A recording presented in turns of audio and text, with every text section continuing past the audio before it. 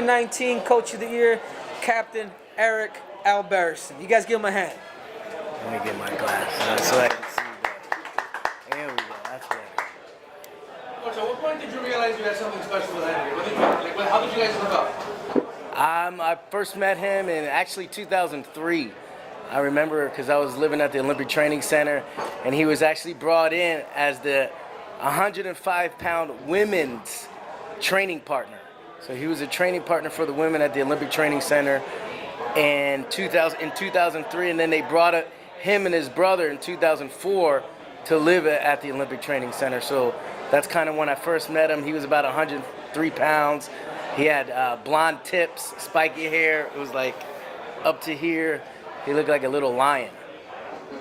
How influential are you with this cringe judo persona that he's playing right now? I think it takes a lot of courage to become who you really are. So, you know, it's not I think of it as Henry grew up different. Ever since he moved to the Olympic Training Center at a young age, or even when they saw potential in him at a young age, you kind of get given passes on certain things. So I can tell you that Henry Cejudo grew up way more different than most other athletes because of him being a success at such a young age. It's kind of like, what's it like being Justin Bieber, being so famous at the age of 15, where you see things that most other people don't see. So Henry's unique because he was a famous athlete at a very young age where he didn't have to go through certain phases when you're a teenager, when you go to college. It was always kind of having fame at a very young age. So that's what you're just seeing. You're just seeing him coming into his own. And it's not like, it's really him, but it's not like, I would say it like this, and I don't know if he's gonna like it, but like when talking to girls, like most every girl that ever comes in, he's already in, you know, like people are gonna laugh when they're with you because they know who you are already. Like if he says a joke, even if it's corny, everybody in the room laughs, and that's what he hears all the time. Well, if you grab the guy next to me and have him say the same thing, nobody would say a word. So he's kind of grew up where whatever he says, people, he'll put a smile on their face or they smile for him. So he's just kind of used to being able to say what he wants recently, and it's kind of it's normal for him because he's always been since he was a sophomore in high school. He's always been, people have looked up to him. He's always been number one, really. Do you know when he decided to kind of show that persona publicly, his personality publicly? Yeah, because I was in Brazil with him at the Pitbull Brothers when I showed him what Chael Sonnen said, and he had a big old rant about it, and I showed it to Henry, and he was just like, okay. And then I said, let's call him up. Let's call up Chael. Let's get it. Why don't you, if you're gonna get advice, get it from an expert. And we called him up, and they ended up speaking. He ended up going on his show when he went to Australia. Did like 30 minutes with him. So, you know, Chael's been a big influence in Henry as far as letting himself, as far as him becoming himself. When was that? Well, this was before he beat Demetrius.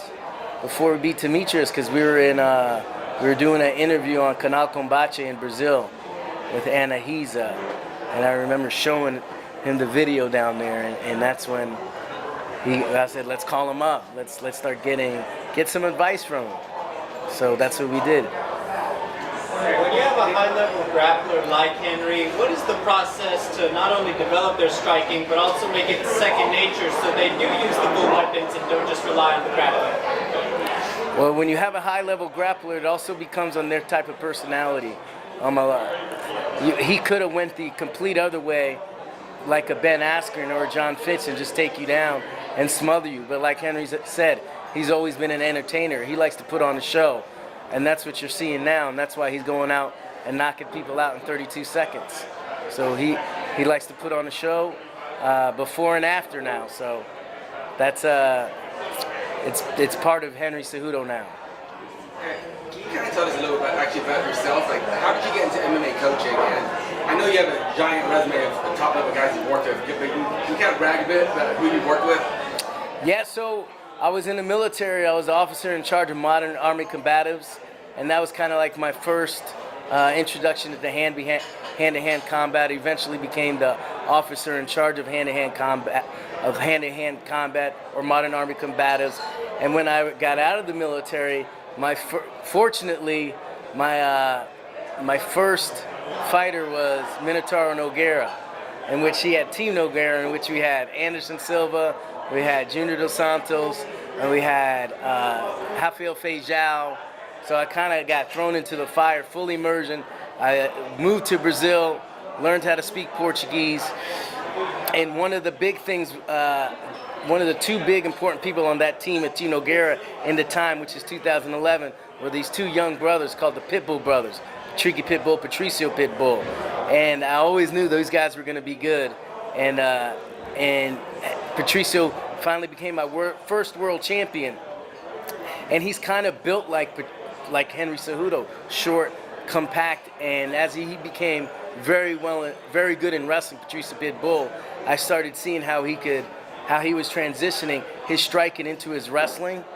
And I called up Henry. This is even before Henry was in the UFC. I said, you need to come down here and start training with the Pitbull brothers, because I think Patricio Pitbull's style is perfect for you.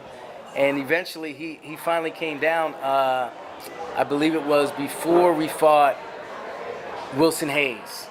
So once we did a training camp in Brazil at the Pitbull brothers, is when he kind of made that change. And it was a big change. So, you know, one of the big things is that Patricio Pitbull did his camp with us for Michael Chandler, which he just became double or champ in Bellator. He beat the greatest lightweight of all time in Michael Chandler. And the great part about that is that Henry and him trained together this whole camp, and Henry got to witness it beforehand.